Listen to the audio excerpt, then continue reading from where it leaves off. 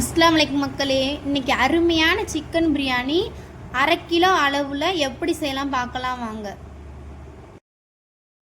பிரியாணி செய்கிறதுக்கு ஒரு கடாய் எடுத்துக்கோங்க. 50 ml தேங்காய் எண்ணெய் ஊற்றிக்கோங்க. 100 ml ரீஃபைண்ட் ஆயிலு, 2 பட்டை, 2 கிராம்பு, 2 ஏலக்காய், 2 பிரிஞ்சி இலை சேர்த்துக்கோங்க. அதை கருகாமல் இருக்கிறதுக்கு ஒரு சிம்மில் வச்சு வதக்கிக்கோங்க.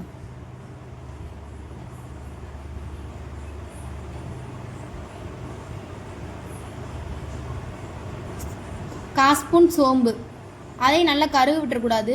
பிரியாணிக்கு 1/2 கிலோவுக்கு 3 வெங்காயம், அதே சைஸில் 3 தக்காளி, ரெண்டும் மீடியம் சைஸில் இருக்கணும். அதை நல்லா வதக்கி விட்டுக்கோங்க. பொன்னிறமாக வரணும் நல்லா.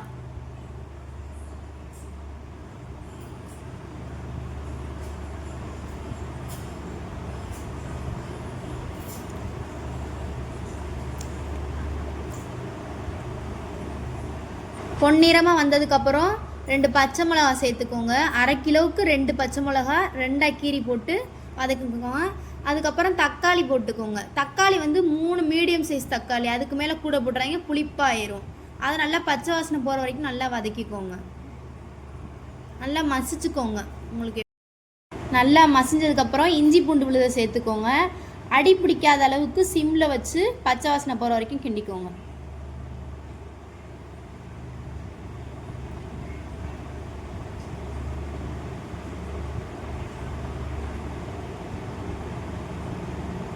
அப்புறம் ஒரு கை புதினா சேர்த்துக்கோங்க. ஒரு காது கொத்தமல்லி சேர்த்துக்கோங்க. அதை நல்லா கிண்டி விட்டுருக்கோங்க.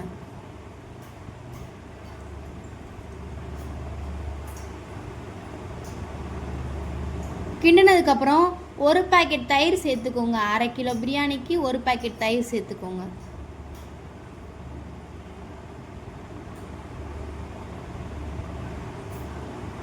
அதை நல்லா கிண்டி விட்டுக்கோங்க. கிண்டினதுக்கப்புறம் 5 ரூபா மிளகாய் தூளில் 1/2 பாக்கெட் போட்டுக்கோங்க.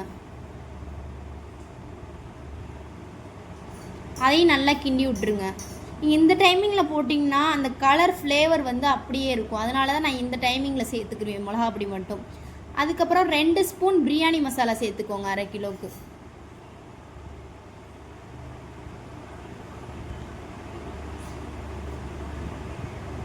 அதையும் நல்லா கிண்டி விட்டுக்கோங்க.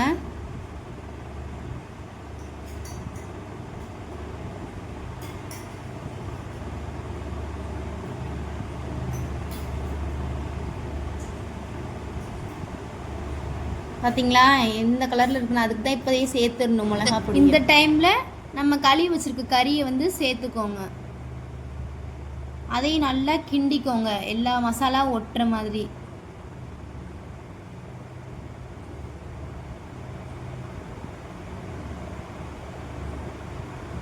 இந்த மாதிரி நல்லா கிண்டிக்கோங்க.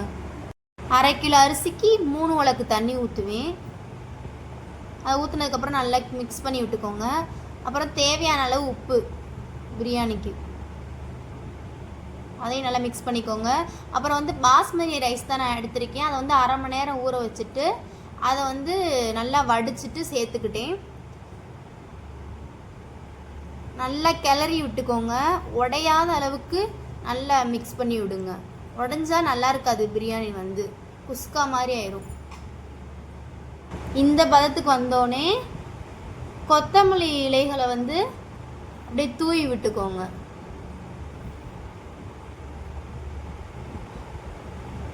அப்புறம் 10 ரூபா நெய் பாக்கெட்டை மேலே அப்படியே இது பண்ணிக்குவேன். உங்களுக்கு விருப்பம் இருந்தால் எக்ஸ்ட்ரா சேர்த்துக்கோங்க.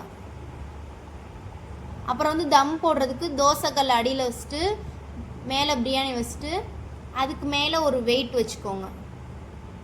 அப்போ தான் நல்லாயிருக்கும். இந்த பார்த்தீங்களா எப்படி வந்திருக்குன்னு? இதே மாதிரி நீங்களும் வீட்டில் செஞ்சு பிரியாணி டேஸ்ட் எப்படி இருக்குன்னு சொல்லி கமெண்ட் பண்ணுங்கள், லைக் பண்ணுங்கள், மறக்காமல் சப்ஸ்கிரைப் பண்ணிடுங்க. அஸ்ஸலாமு அலைக்கும் வரஹ்மத்துல்லாஹி வபரகாத்துஹு.